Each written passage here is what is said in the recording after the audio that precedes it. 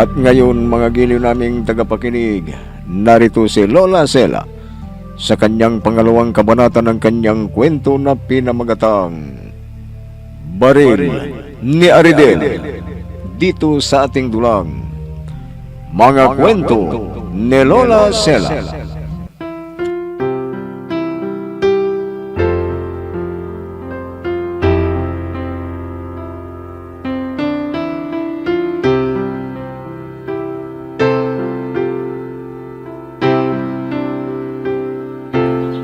Pangarap ni Rohel ang maging gwardya, pero hindi siya matanggap dahil hindi siya matipulo na katulad ng mga gwardya sa palasyo.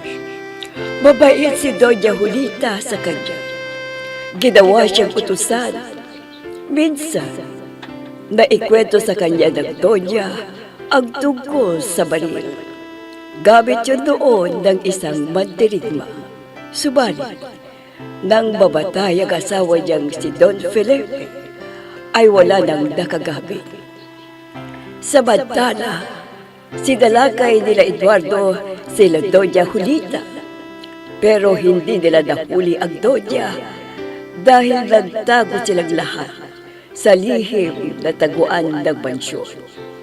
Nakuha nila Eduardo ang baril sa dingding. Nalungkot ang Doña. Naawa naman si Rohel, kaya nag-isip siya ng paraan para mabawi yun.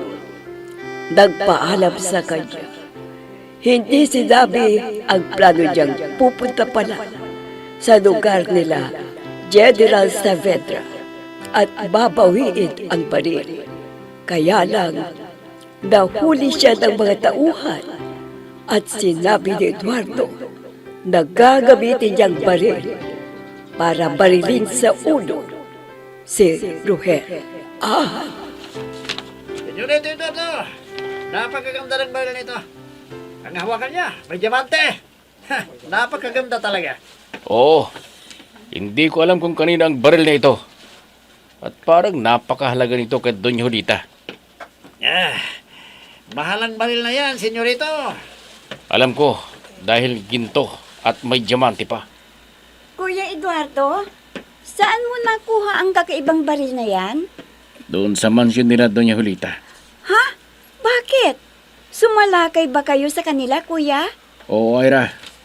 Kaya lang bigo kaming mahuli si Doña Julita. Pati ang mga gwardiya nila biglang nawala at hindi namin sila makita. Senyorito Eduardo, may nahuli kaming lalaki na aali-aligid sa bahay ninyo. Siya, bitawan niyo ko. Hindi ako masamang tao. Mabait ako. Tayo mali siya. Bitawan niyo ko. Marahil tiktik yan ng mga kalaban natin. Susubukan ko ngayon ang baril na ito. Ito ang gagamitin ko para barilin siya sa ulo. Wag! Wag! Wag! Sige, hawakan niyo siyang mabuti. Igapos ang mga kamay at paa. Sige, kagapos natin ang kamay at paa nito. Sige, kagapos natin. Wag! Huwag niyo gawin sa akin yan. Wala akong kasalanan. Naligaw lang ako ng daang pa uwi sa amin, kaya dito ako napunta. Sino ka? At taga saan ka? Isa po akong pulubi sa lungsod. Naghanap ako ng medyo malaking malilimos para sa aking ina na may sakit. Hindi ko naniniwala. Ngayon, susubukan ko ang lakas ng baril na ito. Babarilin kita sa ulo.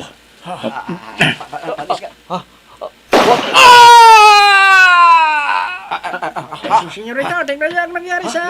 Tingnan nyo! Tingnan nyo! Tingnan nyo Anong nangyari yun? Nabiyak ng bato. Pero hindi nabiyak ng ulo niya. Paano nangyari yun? Paano? Tataka!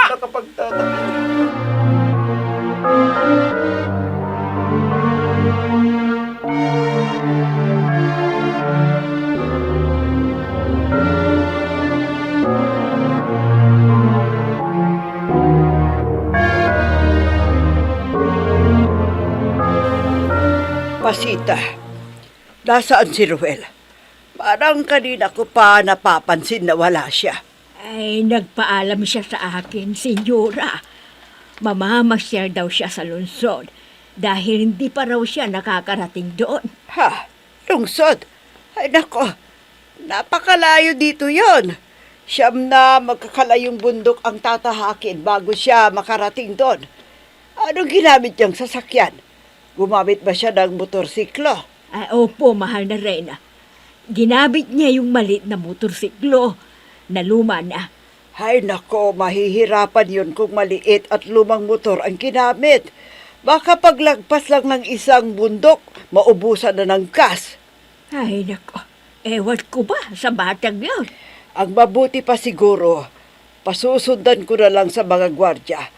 At kung gusto niya talagang pumunta sa lungsod, ang malaki at medyo bago pa ang gamitin niya. Ay, maraming salamat, Senyora Julieta. Tukmal! Tukmal! Nandiyan na po ako, senyora.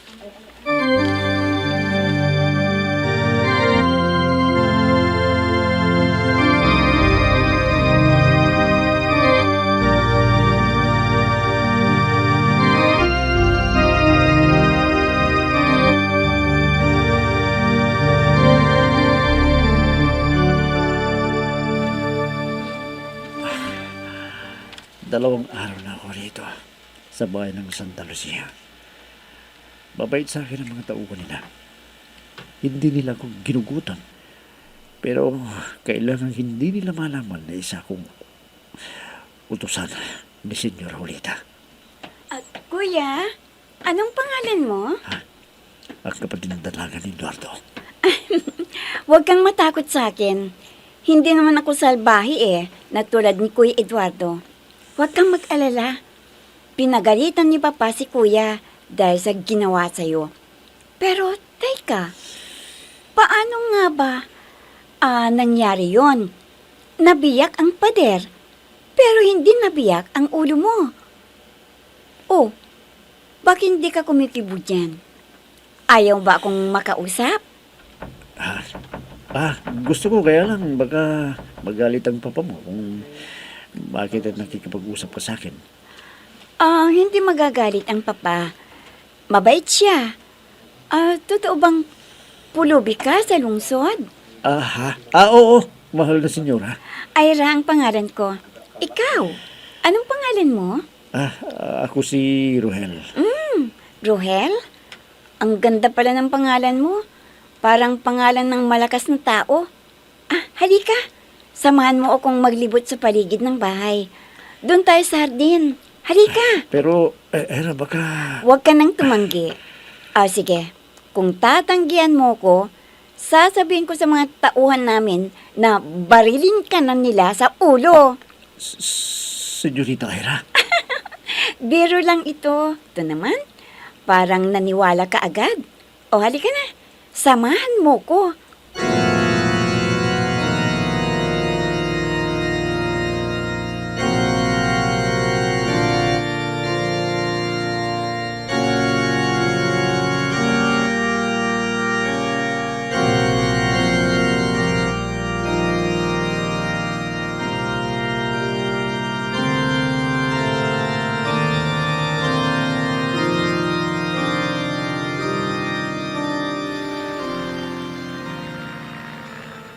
Sir Tumal, nandito na tayo sa pangalawang bundok. Pero hindi pa natin nakikita si Ruel. Wala pa nga At wala man lang tayong bakit ang bagas ng kanyang motorsiklo dito sa dinadaanan natin. Wala, yan ang inas, Oo nga. Yan din ang napansin ko. Wala. Kaya baka naman hindi siya dumaan dito. Baka sa kabila. Kaya mag-iba tayo ng daan. Sir Tumal, kailangan mapalitan natin ang kanyang sinakyan motorsiklo. Kawawa naman siya. Kawawa talaga. Oo, sige. Bilisan natin ang pagpapatakbo ng ating mga motorsiklo para maabutan natin siya. At Sige, mapalitan na ang kanyang ginamit na motorsiklo. Sige, Sige. bilisan natin ang pagpapatakbo. Yung iba, diyan dumaan sa kabila. Baka diyan siya dumaan. Kaya hindi natin makita. Sige!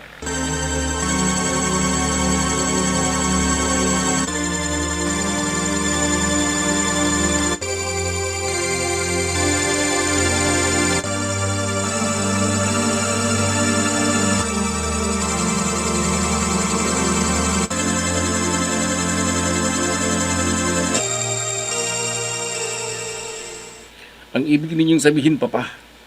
May alam kayo tungkol sa baril na nakuha namin doon sa mansyon nila Don Felipe. Oo, iho. Parang natatandaan ko na ang baril ito. Napakalakas ito. Gawa sa pinakamatigas na bakal sa buong mundo at ibinamad sa dugo ng tao. Nahipo ng mga kaluluwa ng mga taong isinakripisyo sa pagbuo ng baril na ito. May kapangyarihan, kaya walang nagtatagumpay na maagaw ang lote at bahay nila. Papa, sabi mo may kapangyarihan ang baril na ito. Pero bakit hindi niya napasabog ang ulo ng napadpad na pulubig ito? Baka naman hindi mo tinamaan ang ulo niya, kaya hindi sumabog. Hindi, Papa. Nasaksihan ng mga tauhan natin ang ginawa ko. Pati nga sila ay nagtataka dahil nabiyak ang pader sa likod niya. Pero ang ulo niya, hindi man lang nagalusan. Yan ba? Baka naman nawala na ang bisa ng kapangyarihan ng baril na ito. Baka ganun na nga, Papa. Sige, itatabi ko na ang baril na ito. Wala naman palang silbi. Napagod lang kami na nagdala niyan dito.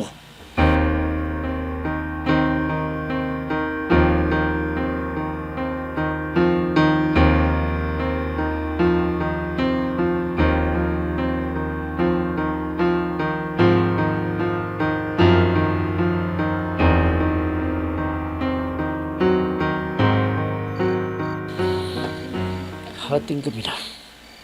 Kailangan mahanap ko ang baril ni Aridel. Kailangan maibalik ko yun kay Senyor Julita. Dahil napakahalaga sa kanya yun. Oh, magdahan-dahan ako. Nalalabas dito sa ilid. Dahan-dahan lang para hindi nila ako mapansin. Ayan. Nasa labas na ako ng silid. Ayun. Ayun yung baril. Iniwan lang pala dito sa labas. Makukuha ko na. Makukuha ko na ang baril ni Aridel. Balak mo bang kunin ang baril? Ha? Ha? Senyorito Eduardo!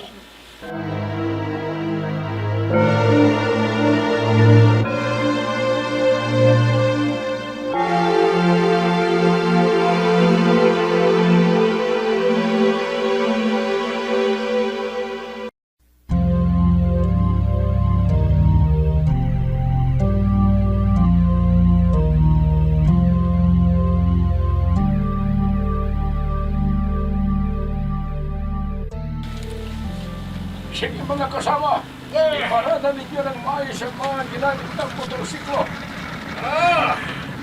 Ay, Senyorita, Julieta! Dumating na sila, Sir Tugmol, at mga kasama niyang gwardya. Halika, Pasita. Salubungin natin sila para matanong kung naibigay nila ang malaki at malakas na motorsiklo kay Rohel. Halika, dalian mo. Oo, Senyora. Tukmol, kumusta? Napalitan niyo ba ng malaking motorsiklo ang ginamit ni Rohel? Kinalulungkot ko, Senyora. Pero hindi na namin nakita si Rohel. Diyos ko. Ay nako, nasaan ang anak ko? Nasaan si Rohel?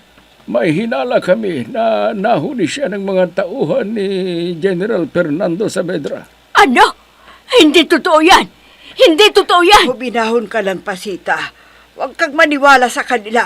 Papaanong mahuhuli? Pupunta siya sa lungsod. Maaring nakarating na yon kung hindi na nila nakita. Pero, Senyora, wala kaming nakitang bakas ng motorsiklo doon sa kabundukan. Tama na. Sige, iwanan niyo na kami dito ni Pasita. Sige po, Senyora. Maiiwan na po namin kayo dito. Tayo na, mga kasama. Ay nako, Senyora, baka totoo ang hinala nila. Baka nahuli siya ng mga tauhan ni General Saavedra. Hindi, Pasita. Ako ang paniwalaan mo. Huwag sila.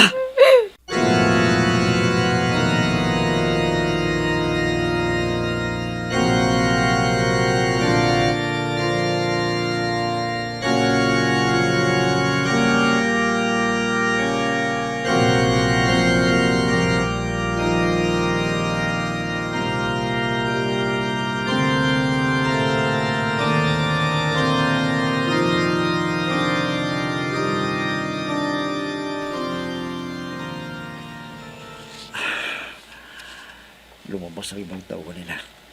Walang bantay. Hindi sila mahigpit sa akin. Malaya akong nakakagalaw kahit saan sa sulok ng bahay nila. Ngayon, pupunta ko sa kinaroroonan ng baril. Hahanapin ko kung saan nila inilagay. Sana makita ko kagad.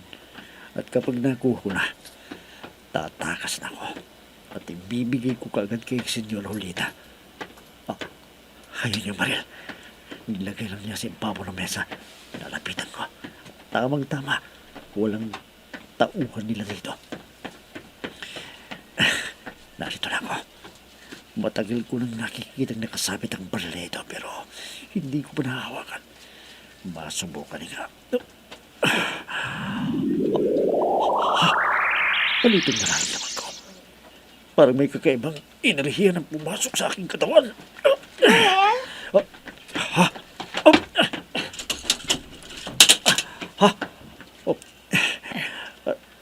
Senyorita Ella, Juan, kasi... Oh, bakit parang takot na takot ka? Ha? Pulutin mo ang baril. Hawakan mo lang. Hindi mo na ako nagagalit eh. Sige na, pulutin mo. Oo. Pupulutin ko. Pasensya ka na, Senyorita Ella. Pinakialaman ko ang baril na ito. Hawakan mo lang. Ang mabuti pa, halika. Samahan mo uli akong maglibot sa nasasakupan ng aming lote. Halika na. Sige. Iiwanan ko ng baril na ito dito. Huwag mong iwanan, Rohel. Ha? Dalhin mo. Sige na. Halika na. Dalian mo.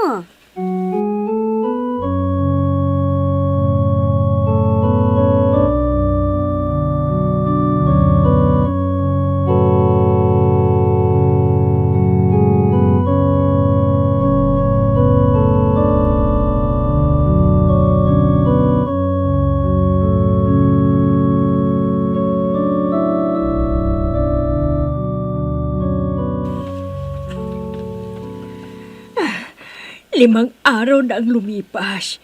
Pero hindi pa nakakabalik ang aking anak. Ano na kayang nangyari sa kanya?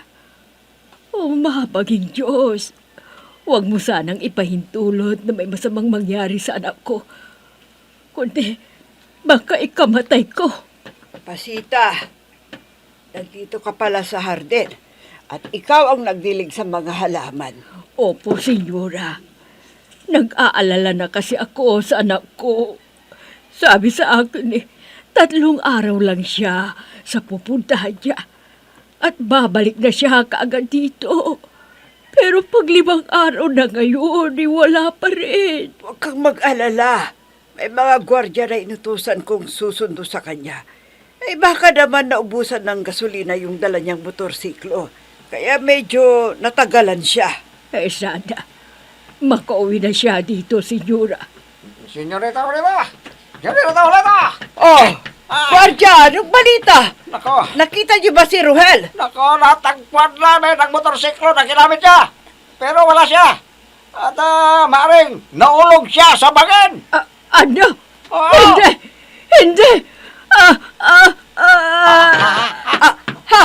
Pasita!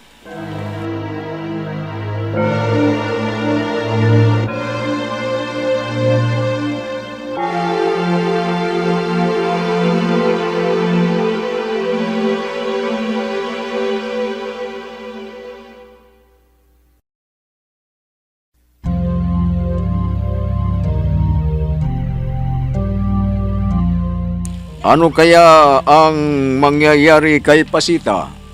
Magiling naming tagapakinig, abangan ang susunod na kabanata ng ating kwento na pinamagatang Baril ni Aridel, dito sa ating dulang Mga Kwento ni Lola Sela.